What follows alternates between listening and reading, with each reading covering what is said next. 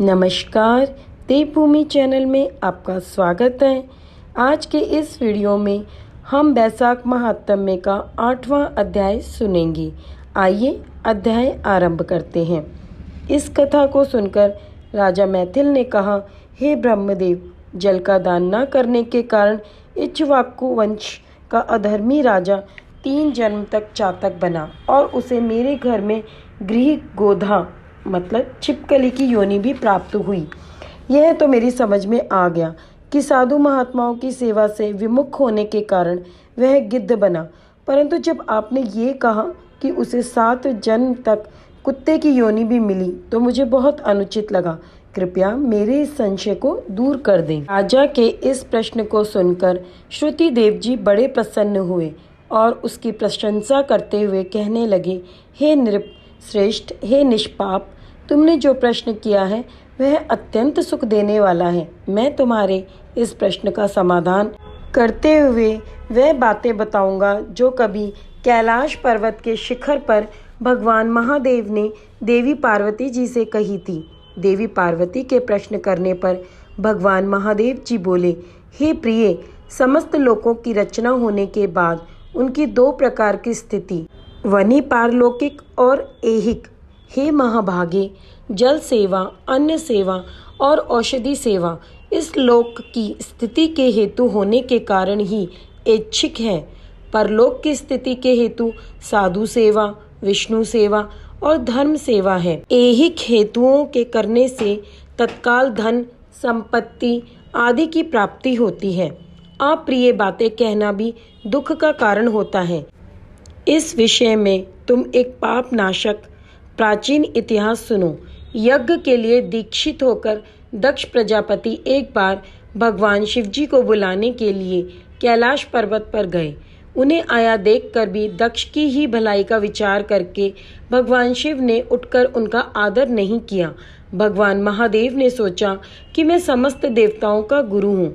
स्वामी यदि सेवक के लिए, पति यदि पत्नी के लिए और गुरु यदि शिष्य के लिए आसन छोड़कर आदर दिखाते हैं तो उनकी आयु, तेज, बल, धन, यश और पुरुषार्थ सभी नष्ट हो जाते हैं। इसलिए महादेव जी ने सोचा कि यदि मैं अपने प्रिय ससुर दक्ष के लिए आसन को छोड़कर उठता हूँ तो उनकी हानि ही होगी। इसी कारण वे अपने आसन पर ही बैठे रहे। दक्ष प्रजापति ने मूढ़तावश इसे अपना निरादर समझा। वह क्रोध में भर गए और महादेव जी के सामने ही उनको बुरा भला कहने लगे। दक्ष बोले, यह शिव बड़ा अहंकारी है। इसके पास केवल एक बूढ़ा बैल है, गले में हड्डियों की माला पहनता है, शमशान में रहता है तथा सर्पों के आभूषण हैं। इसके साथी भूत, प्रेत, पिशाच तथा दुष्ट योनि है।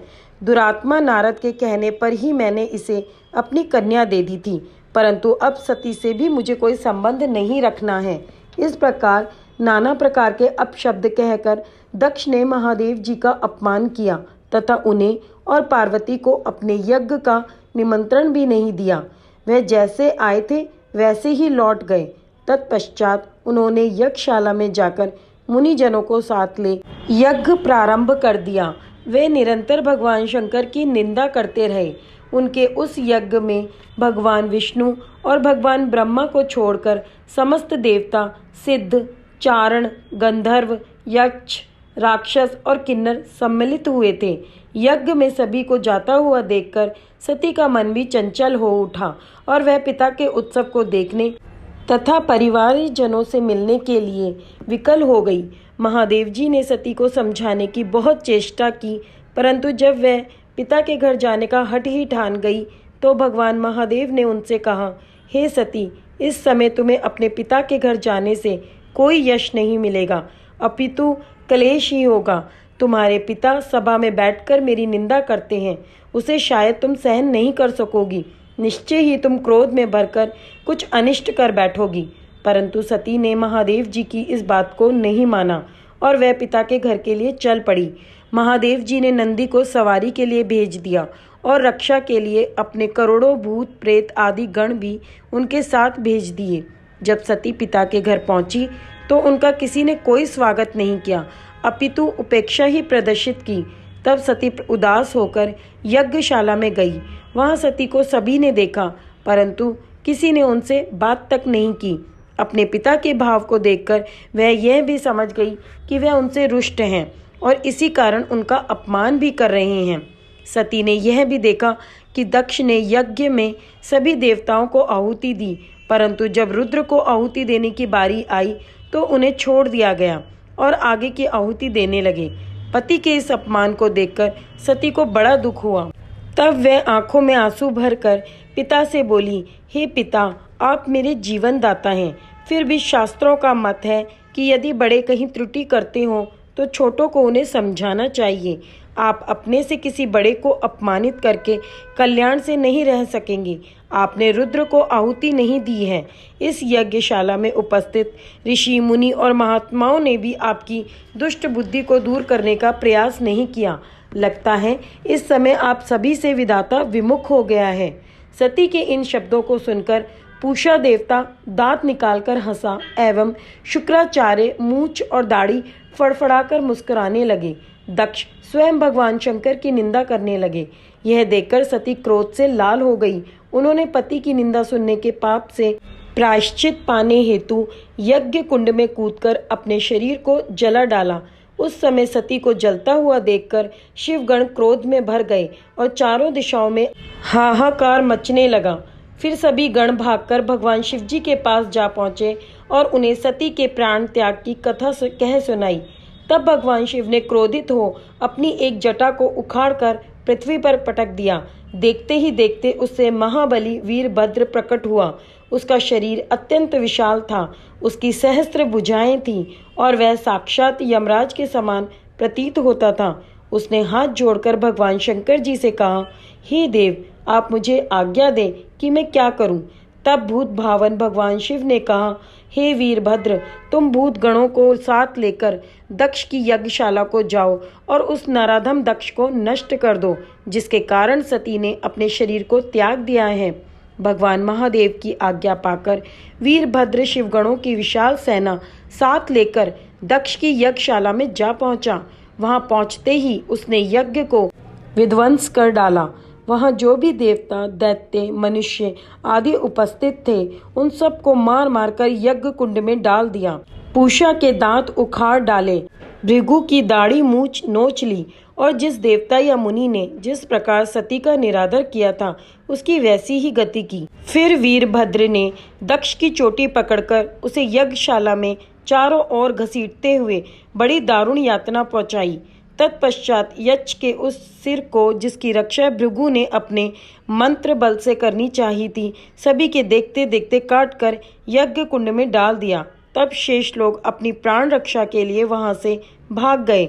इस प्रकार दक्ष यज्ञ को पूरी तरह विध्वंस करके वीरभद्र भगवान शिवजी के पास कैलाश पर्वत लौट गए। जो लोग उस समय भाग गए थे, वे भगवान ब्रह्मा जी के पास पहुंचे और उन्हें शिव गणों द्वारा दक्ष यज्ञ के विध्वंस होने की सारी कथा कह सुनाई। सब वृत्तांत सुनकर ब्रह्मा जी बोले, भगवान महादेव जी समस्त देवताओं के पूज्य हैं। दक्ष ने गर्व के वशीभूत होकर उनका जो अपमान किया है, उसका उसे यथेष्ट दंड मिल चुका है। अब हम सबको चलकर भगवान शंकर जी का क्रोध शांत करना चाहिए, अन्यथा निश्चय ही प्रलय हो जाएगी। सर्व समर्थ भगवान शिव से विरोध करके कैसे जीवित रहा जा सकता है। इसलिए तुम लोग मेरी सम्मति मानकर भगवान शिव की शरण में चलो। तब ब्रह्मा जी को आगे करके सभी देवता कैलाश पर्वत जा पहुँचे। वहाँ सबने प्रार्थना करते हुए कहा, हे देव अधिदेव महादेव, आप समस्त देवताओं द्वारा पूजित हैं। आप ही इस समस्त सृष्टि के पालक और संहारक हैं। आपकी माया अपरंपार है। बड़े बड़े ऋषि, मुनि, देवता तक भी उसे नहीं जानते। आप सर्व समर्थ हैं। आप हमें अज्ञानी जानकर अभय करें। हे महादेव, हम आपकी शरण में आए हैं। देवताओं की इस प्रार्थना को सुनकर भगवान शिव का क्रोध शांत हुआ। तब ब्रह्मा जी के समझाने पर भगवान शिव ने सभी को अभय किया और यज्ञ मर्यादा की रक्षा करने के लिए स्वयं सभी देवताओं को साथ लेकर यज्ञशाला में जा पहुंचे। वहां उन्होंने अपने गणों द्वारा मारे गए लोगों को जीवन दान दिया। दक्ष का सिर चूंकि अग्नि में जल गया था, इस कारण उसे जीवित करने की इच्छा से महादेव जी ने बलि के लिए लाए गए एक बकरे का सिर काटकर दक्ष के धड़ पर रख दिया। तब पुनर्जीवित हुए दक्ष ने भगवान शिव को प्रसन्न करने के लिए प्रार्थना की। बकरे का मुख होने के कारण वह बम बम मात्र ही कह सका। उस शब्द को सुनकर भगवान शिव प्रसन्न हो गए। उसी समय से भगवान शिव को प्रसन्न करने के लिए बम बम शब्द किया जाता है। इस तरह सभी का कल्याण करके भगवान शिव ने अपनी उपस्थिति में ही दक्ष के उस यज्ञ को पूर्ण कराया। यज्ञ के समाप्त होने पर जब सब देवता अपने अपने घर चले गए, तब भगवान शिव नैष्ठिक व्रत धारण करके गंगा जी के तट पर स्थित एक पुन्नांग वृक्ष के नीचे तपस्या करने लगे। उधर दक्ष कन्या सती ने गिरिराज हिमालय की पत्नी मेनका के गर्भ से पार्वती के रूप में जन्म ले लिया। वह कन्या धीरे धीरे हिमाचल के यहाँ बढ़ने लगी। उसी समय तारकासुर नामक एक महाबली दैत्य ने जन्म लेकर परमेष्ठी ब्रह्मा जी को प्रसन्न करने की इच्छा से घोर तप किया। उसकी तपस्या से प्रसन्न होकर ब्रह्मा जी ने उसे यह वरदान दिया कि तुझे महादेव जी का पुत्र ही मार सकेगा। संसार में अन्य कोई देवता, दैत्य अथवा मनुष्य नहीं मार सकता। इस वरदान को पाकर वह राक्षस बड़ा प्रसन्न हुआ और देवताओं को सताने लगा। उसने इंद्र को स्वर्ग से मार भगाया तथा स्वयं इंद्र बनकर स्वर्ग का सुख भोगने लगा। तब इंद्र सहित सभी देवता कांतिहीन होकर भगवान ब्रह्मा जी के पास गए और बोले, हे प्रभु, आपके दिए वर को प्राप्त कर तारकासुर महापराक्रमी हो गया है। उसने हम सभी को त्रस्त करके भगा दिया है तथा हम लोग उसके भय से अपने अपने स्थान से विमुख होकर छिपे फिर रहे हैं। उस समय ब्रह्मा जी ने उन्हें समझाते हुए कहा, हे देवताओं, यदि तुम तारकासुर से मुक्ति पाना चाहते हो तो मेरी बात को ध्यान से सुनो। भगवान शिव जी की भार्या सती ने हिमाचल के घर पार्वती के रूप में जन्म ग्रहण किया है। भगवान शिव जी बहुत समय से तपस्या कर रहे हैं। तुम लोग कोई ऐसा उपाय करो जिससे भगवान शिव की समाधि भंग हो और वह पार्वती से विवाह कर ले। जब तक भगवान शिव की पार्वती से विवाह नहीं होता, तुम्हारी दशा में सुधार नहीं हो सकेगा, यह निश्चित है। तब देवराज इंद्र ने भगवान ब्रह्मा की बात मानकर देवगुरु बृहस्पति से सलाह करके नारद जी को हिमाचल के पास भेजा।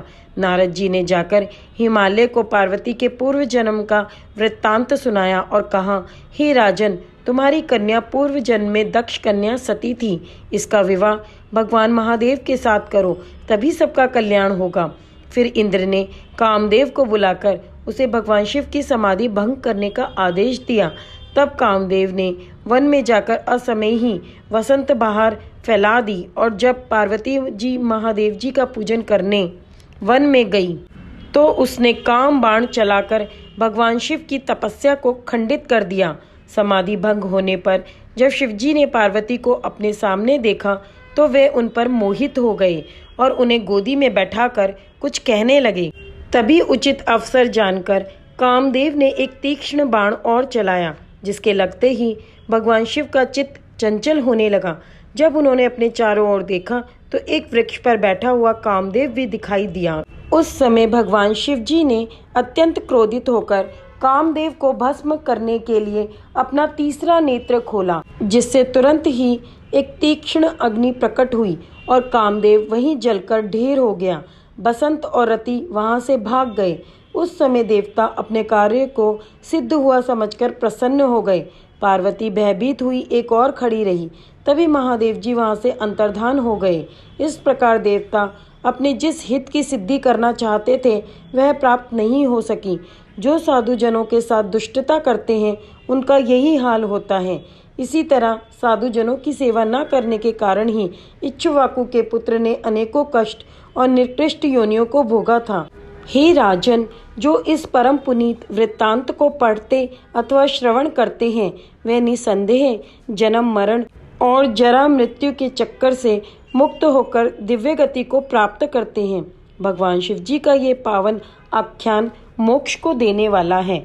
इति 7वां अध्याय समाप्त। यहाँ पर 7वां अध्याय समाप्त होता है। ओम विष्णुवे नमः। ओम माधवाय नमः। जय माता दी। 14 अप्रैल से 22 अप्रैल तक शिव महापुराण का लाइव टेलीकास्ट आपके अपने चैनल देवभूमि पर होगा, तो उसे देखना और सुनना ना भूलें। अगर चैनल को सब्सक्राइब नहीं किया है तो चैनल सब्सक्राइब कर लीजिए और वीडियो पसंद आने पर लाइक और शेयर ज़रूर कीजिएगा। धन्यवाद।